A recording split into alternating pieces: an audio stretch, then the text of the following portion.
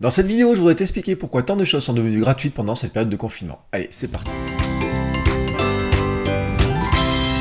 Bonjour à toi d'abord, j'espère que tu vas bien, que tes proches, que ta famille, que tes amis sont en sécurité et que ce satané virus ne t'a pas touché et ne te fera pas de mal. Voilà, restons tous chez nous, c'est l'essentiel pour se protéger. Maintenant, tu as remarqué que plein de gens veulent t'offrir beaucoup de choses. Tu as des applications gratuites, tu as des services gratuits, bien sûr Canal+ est devenu gratuit, tu as des infopreneurs aussi qui t'offrent des formations, qui vendent notamment normalement des centaines d'euros, et là ils te les offrent gratuitement pendant le confinement. Et peut-être tu te demandes pourquoi ils font ça, est-ce que c'est intéressant, est-ce qu'il y a une arnaque dans tout ça, et est-ce que si toi tu as aussi des contenus à vendre, si tu as des contenus à proposer, des services à vendre, est-ce que toi aussi tu dois faire la même chose? C'est ce que je voudrais qu'on analyse ensemble dans cette vidéo. Bien entendu, on va pas tourner autour du pot, c'est une très belle opération marketing et je voudrais t'expliquer pourquoi c'est une très belle opération marketing et que finalement ils vont en retirer beaucoup de bénéfices dans le futur. Le premier point, c'est que c'est un vrai gain de visibilité. Bah oui, tout le monde en parle, voilà. Moi, je suis pas abonné, par exemple, à Canal+ sur Twitter, je suis pas abonné à Canal+ tout court, mais je n'ai pas pu louper qu'ils offraient leur service gratuit. Et même pour d'autres services que je ne connaissais pas, bah tout simplement, j'ai vu passer ça dans la presse, dans des tweets, dans des groupes Facebook, dans des mails, dans des newsletters d'autres personnes, etc. Bref, j'ai vu passer tout un tas d'offres que je ne connaissais pas pour des services qui sont devenus gratuits parce que les personnes qui, elles, étaient abonnés à ces gens qui communiquaient dessus ou qui ont vu des articles de presse, trouvent que c'est une très belle affaire et donc le repartagent autour d'eux. Et donc là, ça fait marcher bien sûr la machine à visibilité. Le deuxième point bien sûr, c'est qu'on passe pour quelqu'un de généreux. C'est très bon pour l'image. On est altruiste, on aide les gens dans cette période compliquée, surtout quand on offre à 0 €, quand on offre quelque chose gratuitement alors que ça coûte normalement 1600 €. Voilà, franchement, on devient altruiste, fait du bien à la société, on aide les gens à créer, on aide les gens à apprendre, on aide les gens à passer le temps, on aide les gens à faire des nouvelles choses, on aide les gens à créer leur avenir, qui est devenu à certains, qui est devenu casse-gueule avec cette période de confinement. C'est extrêmement bon pour l'image, et si on combine la visibilité plus l'image, et ben c'est vrai que pour l'image de marque, c'est extrêmement bon. Maintenant, ce qu'il faut voir, c'est que ça ne leur coûte rien. Bah non, c'est une opération qui ne coûte rien, tout simplement parce que dans l'économie numérique, dupliquer un produit numérique ne coûte rien. Donner accès à un service gratuitement, alors qu'avant il était payant pour 2, 3 € ou même 10 ou 15 €, ne coûte rien. On va dire peut-être marginalement un petit peu des coûts de serveur, des choses comme ça, des coûts de gestion. Mais en fait, par rapport aux bénéfices futurs, ça ne coûte rien. Mais c'est pas comme un vendeur de hamburgers ou un vendeur de livres. Le vendeur de livres, son livre est imprimé, lui, s'il le donne, il perd le coût de l'impression. Le vendeur de hamburgers, s'il donne ses hamburgers qu'il a produits, il a acheté des steaks, du pain, de la tomate, du fromage, du bacon et tout ce que tu veux, à un moment donné, s'il le donne, tout ce que lui, il a acheté pour fabriquer le hamburger, mais aussi pour le faire cuire, etc., est perdu. Donc là, ce n'est pas c'est vraiment de l'argent perdu. Sur un produit numérique, que ce soit un livre, une formation, que ce soit l'abonnement à une application, même que ce soit une application sur l'Apple Store ou sur le Google Store, le fait de la donner, finalement, ne coûte rien de plus. Vraiment rien, il n'y a pas de coût de duplication, il n'y a vraiment aucun coût. En plus, la plupart du temps, ce sont des vieux contenus, ce sont de vieux services, ce sont des vieilles applications, donc ce sont des choses qui sont souvent déjà largement rentabilisées. C'est ce qui m'amène au point suivant. En fait, ils ne perdent pas de clients. On peut avoir l'impression qu'ils perdent des clients, mais ils ne perdent aucun client. Tout simplement parce que ce sont des services très connus, auxquels des gens déjà ne voudraient pas s'abonner, très clairement. Par exemple, Canal+, moi j'étais abonné à Canal+, je me suis désabonné. Bon, ça c'est un fait. Il y a plein de gens, tout le monde connaît Canal+ en France, donc si les gens veulent s'abonner à Canal+, ils peuvent très bien s'abonner à Canal+. Mais il y a plein de gens qui ne voulaient pas s'abonner à Canal+, ou qui se sont désabonnés de Canal+, donc ils ne perdent pas de clients. C'est comme pour des livres, c'est comme pour des formations. Si quelqu'un te donne une formation à 1600 €, mais que tu n'avais jamais eu le budget, que tu n'avais pas envie de mettre 1600 € dans une formation, que tu penses que c'est trop cher, que tu as peur de l'arnaque, qu'est-ce qui va se passer? Oui, là, tu vas craquer pour le truc à 0 € qui ne te coûte rien, mais en tout cas, tu n'aurais jamais été client de cette formation-là à 1600 € parce que le coût pour toi de dépenser 1600 € était beaucoup trop important. Je te dis pour un truc à 1600 €, mais c'est valable aussi pour quelque chose à 200, 300, 400 ou 500 €. C'est valable, en fait, pour tout ce qui dépasse la somme que tu t'imagines pouvoir dépenser un jour sur Internet, sur un produit, sur un service. Donc tout d'un coup, en fait, il y a un frein qui est enlevé et ça va te permettre tout simplement de découvrir des choses auxquelles tu n'aurais pas eu accès et auxquelles de toute façon tu n'aurais jamais voulu avoir accès ou auxquelles tu ne voulais plus avoir accès. Et donc, quelque part, finalement, on te ramène dans la boucle des clients. Et oui, donc ça ramène des clients, certes gratuits, mais ça les ramène dans une période qui est un petit peu particulière parce que c'est une période où les gens ont du temps. Ils ont du temps pour tester, ils ont du temps pour découvrir. Et l'ennemi commun de tous ceux qui ont à vendre des services, des produits, c'est le temps. Les gens n'ont pas le temps. On n'a pas le temps dans une journée.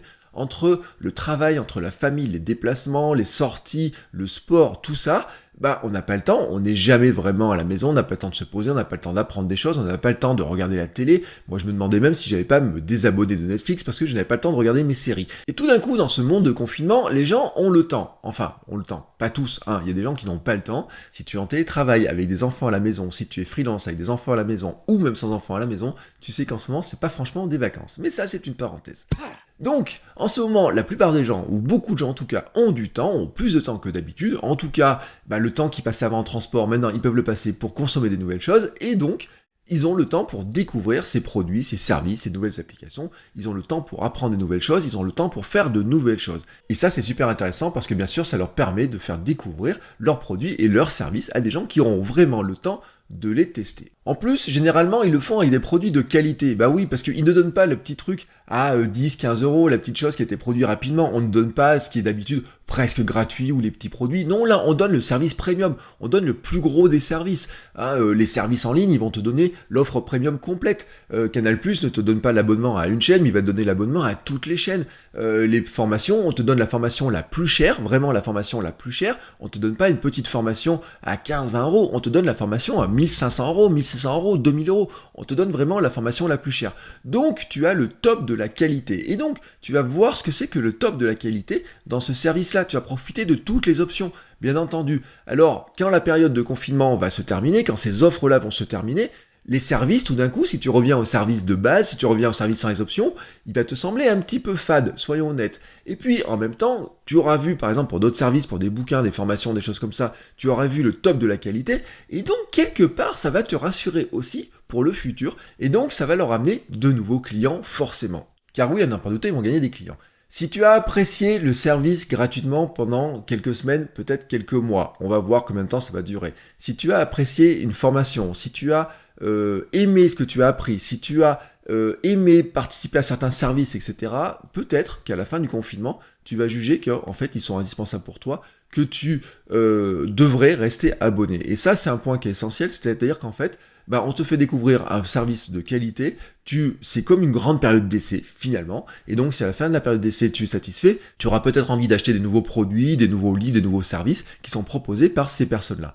Mais, même si tu ne le fais pas, tu as une autre utilité, et on va en parler tout de suite. Ces offres, elles ont un gros avantage aussi, c'est qu'elles, en fait, elles permettent de collecter des données. Elles permettent de remplir des bases de données de clients, d'utilisateurs, de récupérer du téléphone, de l'adresse mail, très facilement pour un coût qui est finalement pas très élevé.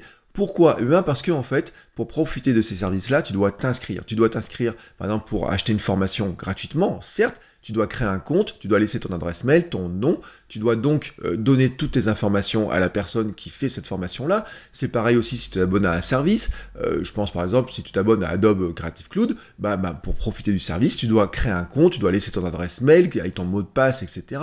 Dans certains cas, tu dois laisser un numéro de téléphone. Et en fait, tout ça, ça fait de la donnée. Donc ça remplit des bases de données avec des contacts, avec une manière tout simplement de te recontacter, de te reparler, de t'envoyer ensuite de nouveaux messages. Si je ne l'ai pas dit 10 fois, 100 fois, 1000 fois, je le redis encore une fois, l'adresse mail, le fait d'avoir un contact type adresse mail, mais numéro de téléphone, ça peut être intéressant aussi pour envoyer du SMS, mais l'adresse mail, c'est une donnée vitale dans l'économie numérique, parce que le mail est l'outil qui permet de vendre le plus facilement, c'est un outil qui ne coûte rien en marketing direct, c'est très facile d'envoyer du mail, et une fois que j'ai ton adresse mail, je suis capable de t'envoyer des messages.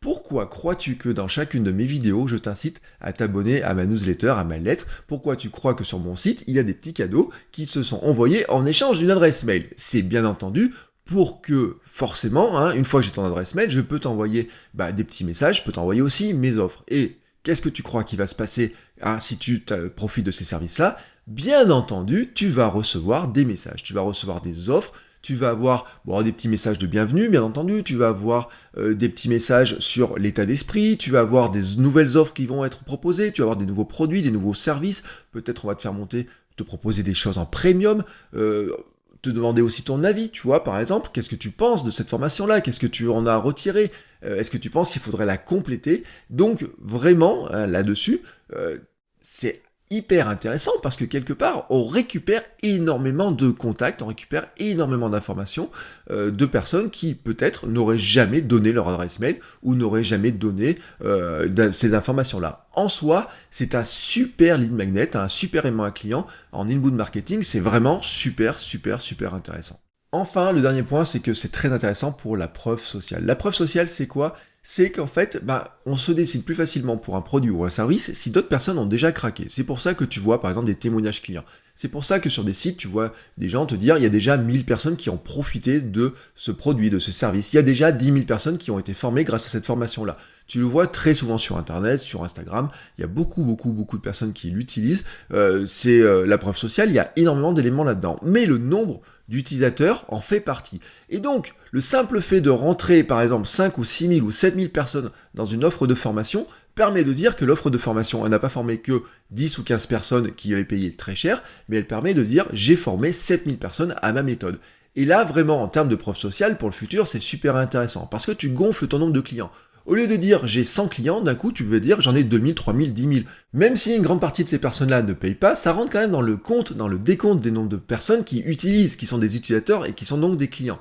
Donc c'est un compteur, vraiment un compteur qu'on peut faire monter en disant désormais j'ai X centaines de clients, X milliers de clients. Les gens qui sont à l'extérieur ne verront pas de toute façon que ces clients-là n'ont pas payé, et puis ils auront très peu moyen de vérifier, donc quelque part en preuve sociale c'est super intéressant. L'autre élément de preuve sociale, c'est que, je t'ai parlé des mails, des contacts, des personnes qui seraient satisfaites, qui auraient apprécié le type de contenu qu'ils ont regardé, le type de service, vont en parler autour d'eux. Et ça, c'est super intéressant, parce que dans le futur, si par exemple ils restent abonnés ou qu'ils restent pas abonnés, si quelqu'un leur dit, tiens, je cherche un service dans tel ou tel domaine, les gens qui ont testé, qu'ils soient abonnés, qu'ils ne soient pas abonnés, peuvent en parler à leurs amis, ils peuvent en discuter. Et donc ça, c'est un deuxième élément qui est super intéressant sur, finalement, la renommée, sur rassurer les personnes, parce qu'on dit, tiens, t'en as profité, qu'est-ce que t'en as pensé? Et si tu as un ami qui a profité d'un service, qui en a été content, en preuve sociale, c'est extrêmement bon. Et le troisième élément de la preuve sociale, c'est que bien entendu, je te l'ai dit, ça permet de récolter des avis, des commentaires. Et bien oui, maintenant qu'il y a des centaines de personnes qui ont testé un produit, au lieu d'une dizaine, il y a des centaines ou des milliers de personnes qui ont testé un produit, tu as plus de chances de récupérer ainsi des contacts, des avis clients, par exemple, tout simplement. Et ces avis clients-là, qu'est-ce qu'on peut en faire? On va les mettre sur son site, on va les partager sur Twitter, sur Instagram, on va les mettre dans ses pages de vente pour vendre les futurs services, les futurs produits. Et les gens ne savent pas si la personne a acheté le produit à 1600 ou à 0. En fait, ils ne le savent pas. Ce qu'ils voient, en fait, c'est que la personne, elle est super heureuse d'avoir profité de ce service-là, d'avoir appris des choses, d'avoir bénéficié d'un service, etc. Si l'avis client est bien tourné, vraiment, c'est tout bénef parce que ça permet en plus de rassurer les gens dans le futur pour acheter les produits et les services. Bon, je crois maintenant que tu as compris pourquoi c'est super intéressant. Vraiment super intéressant. C'est intéressant à 2 points. Si toi tu es consommateur, bien entendu, tu peux profiter de ces offres. Moi-même, j'ai récupéré quelques formations qui normalement étaient vendues entre 250, 300 euros et 1600, 1700, voire 2000 euros pour vraiment regarder un petit peu ce qu'il y avait derrière, pour me former aussi bien entendu, mais pour regarder un petit peu comment c'était fait, comment c'était constitué, et ça c'est super intéressant. Maintenant, si toi tu as quelque chose à vendre, si tu as un produit à vendre, si tu as un service à vendre, si tu es infopreneur, si tu veux devenir infopreneur par exemple, tu te poses la question de savoir si tu dois faire la même chose. Bien entendu, il y a une grande différence entre ceux qui sont déjà établis et ceux qui débutent.